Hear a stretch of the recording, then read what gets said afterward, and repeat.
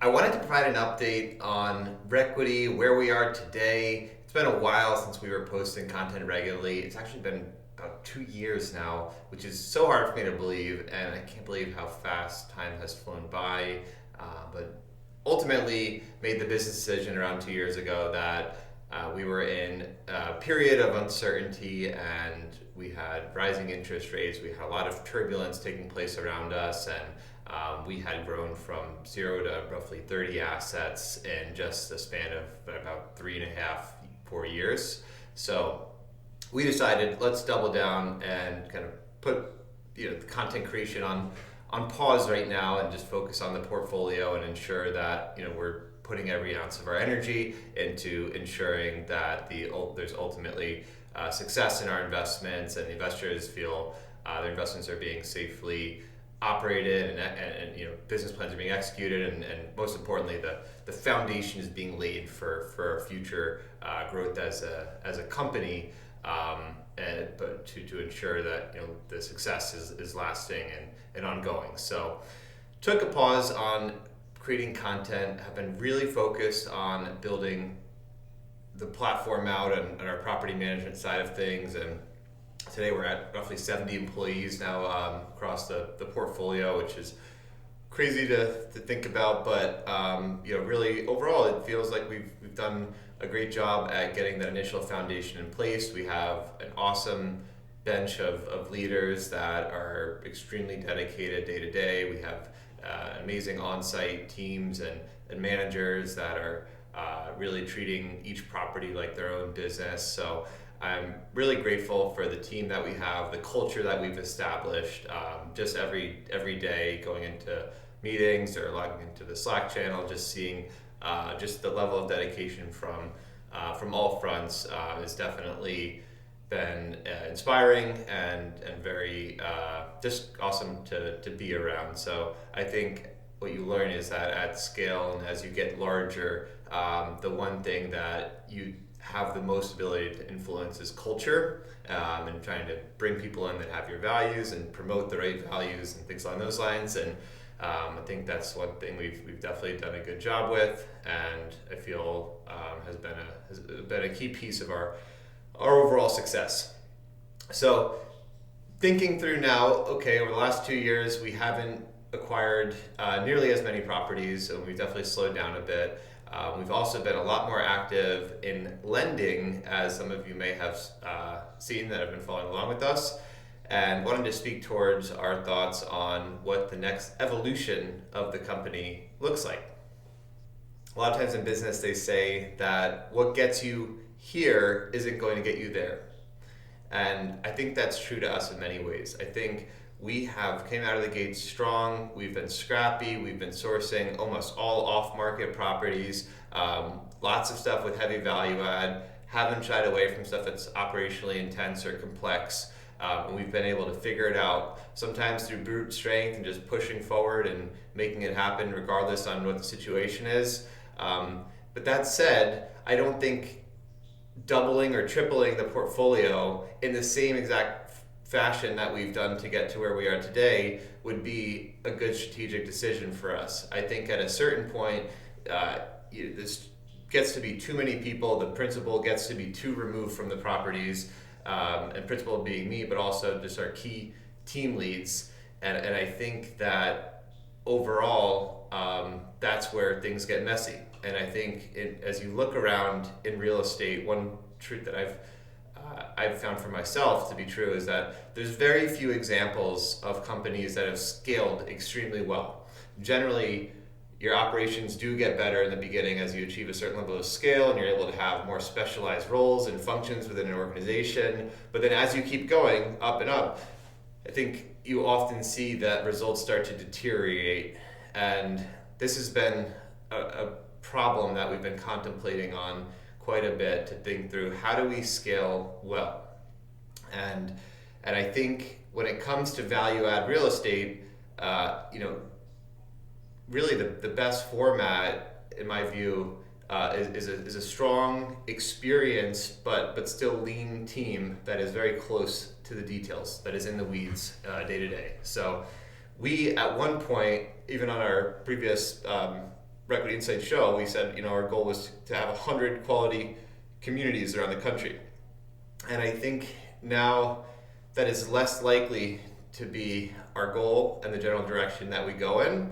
I think that we're going to be growing slower with larger acquisitions that likely either have a later value add component or have a value add component with more of a clear end destination. They're not, not operationally complex in perpetuity, and I think that will allow us to scale well. I also think we're going to stay away from doing additional equity funds.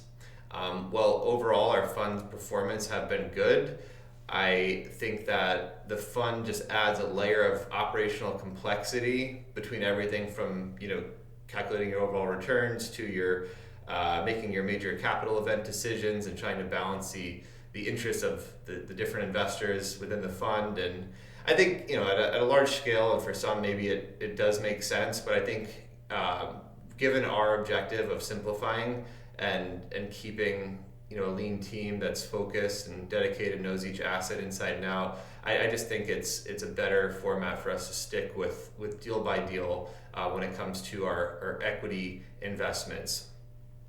Now, speaking towards Requity lending has become a big part of our business over the last 18 months. Requity lending is essentially us funding, you call it bridge or hard money loans towards mobile home communities and single family, and we also would look at other forms of living such as multifamily or maybe long-term RV parks. But today it's been mostly mobile home communities and more like single family fix and flips. So we've done over 60 loans, and it's been a good run. It's a model we really like, and we definitely see ourselves scaling with.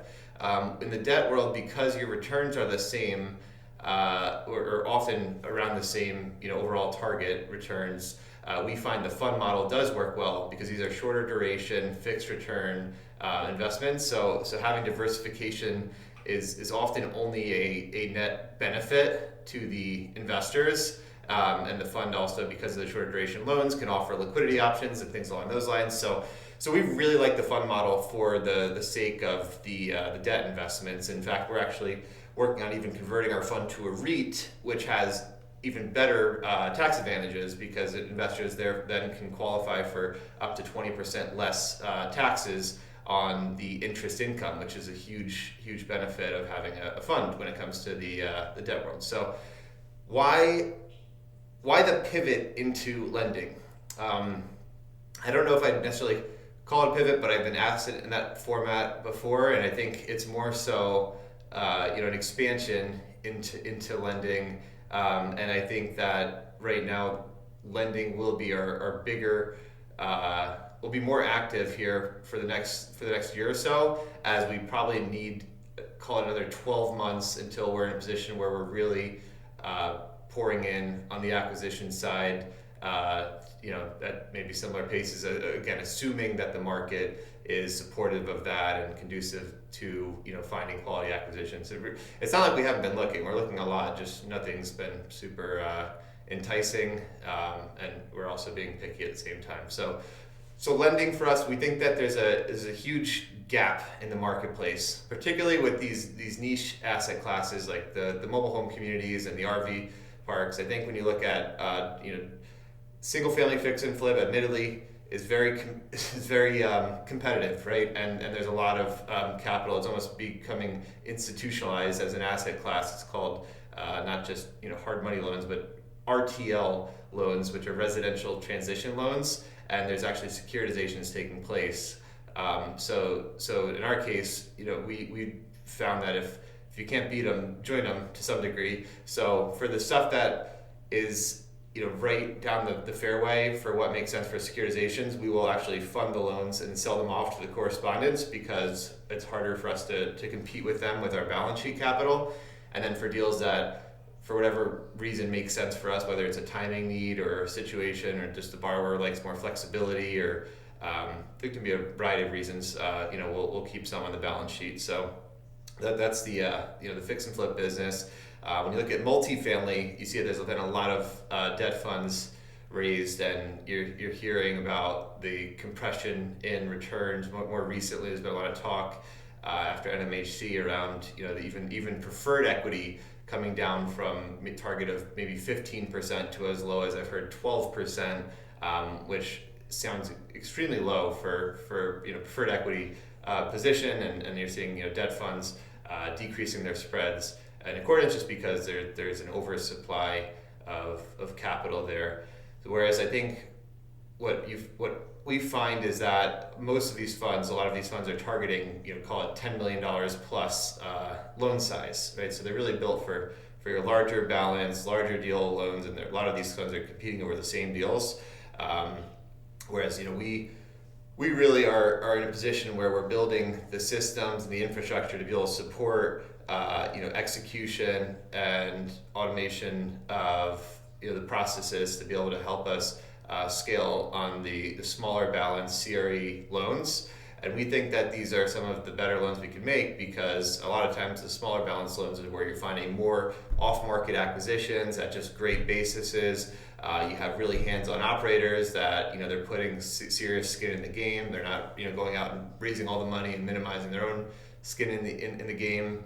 So we just see that we found some great borrowers. We see great opportunity here to scale, and I think that falls in line with what I was mentioning about what got us here isn't going to get us there, in the sense that really where a lot of our conversations are as a leadership team within Requity is what is the model to scale from here, right? What does the next evolution of the company look like, and how do we scale well? I think that's the biggest question. We found how to be profitable and how to do great deals and execute, but now how do you build something that's there to last? How do you scale well? How do you build the infrastructure to support the growth and be able to have kind of the team continue to grow our overall success? So lending for us is something that we believe we can scale well.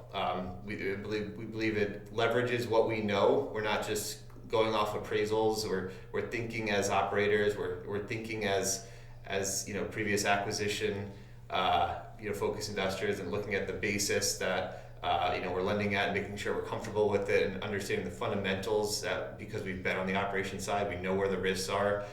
So we think that that's something that, leveraging our knowledge and leveraging sort of the gap in the marketplace, we see a lot of opportunity to deploy capital and get meaningful returns and be able to provide investors with great, call it, maybe it's 10 to 12% returns, and oftentimes even with liquidity options from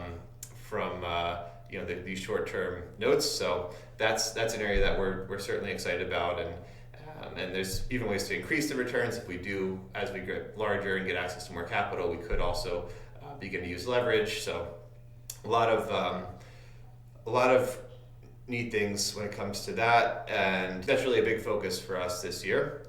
And then on the acquisition side, we're likely targeting around 2 to 3 deals this year, and we're actively looking at somewhere between 5 to 7 deals per week and underwriting them and touring properties, and we definitely are excited, and we think that a lot of the market has been hanging on, and you're seeing sort of this a lot of distress out there. So we're hopeful that there will be a moment in time where we see some opportunity open up that'll be great and kind of be aligned with our overall objective of buying larger single assets to be able to scale well and continue to grow and build the business. So that's where we are today, and I hope some of you appreciate the update and hearing where we're at. I would love to hear what everyone else has been up to. Feel free to comment and let us know, or if there's any particular topics you'd like to hear from us on, happy to do so. And definitely our goal going forward is to be